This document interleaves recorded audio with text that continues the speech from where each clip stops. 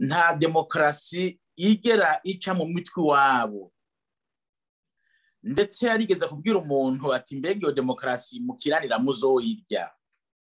Iyo demokarasi ntayazi ntayo yumva, kubera ko uzi demokarasi utandukanye izo nzego zitatu ko ntaho zihurira, ariko mu mutwe zirafatanye, kuko urumva bo ni CNDD-FDD ishinga inzego, igashiraho ubutungane, igashiraho abacamanza, igashiraho abadepute, igashiraho abonyene ba ministre. Urumva uwe ni ikintu kimwe.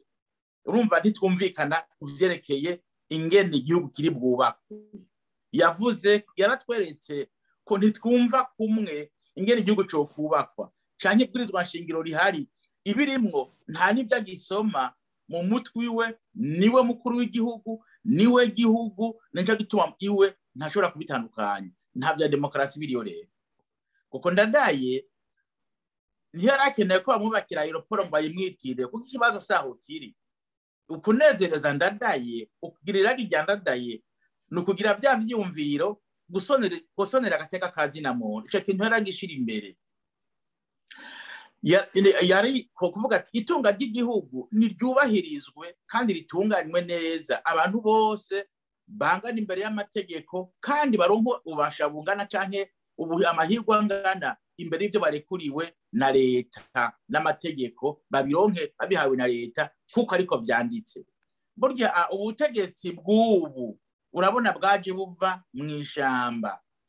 Ikintu bataraheba nukurya ko mw'ishamba ufise ukuri yabutegeka, utegekwa nta kuri yagira. Burya rero baracadufata nk'abantu bajya batwagwa mw'ishamba bakorera ibyo bashaka, aho umukuru akurenganije ataho witwara. Burya n'ubu bashatse kuvuga ati mwumva ko ari jewe. Kandi uretse n'ibyo wibuke ubundi aho yavuga ati wewe ombudsman nagenda kumenyeshe ko nta n'akazi ufise kubera ko atuhuza nde nande ko twese turi leta. Aritiranya rero cyo bita leta comme organisation na leta abanyagihugu. L'organisation ni masirigitura hari kandi n'ingene afunctiona akora ye irimwe ikorana n'izindi. Ivyo ntarabitegera, ni ukuri ntarabitegera. Rero si kubera kwiga, kuko burya kera umwami ntiyapfa kuzuko. Umwami yaravuka, umwami yararegwa, umwami yarategurwa kuzogira ku kazi k'abami. Ariko uyu munsi uvuye mw'ishamba ubu kiza ngo ubaye umukuru w'igihugu, ubaye iki? Ni ibiti tubona, kuko ntibateguwe vy'ukuri.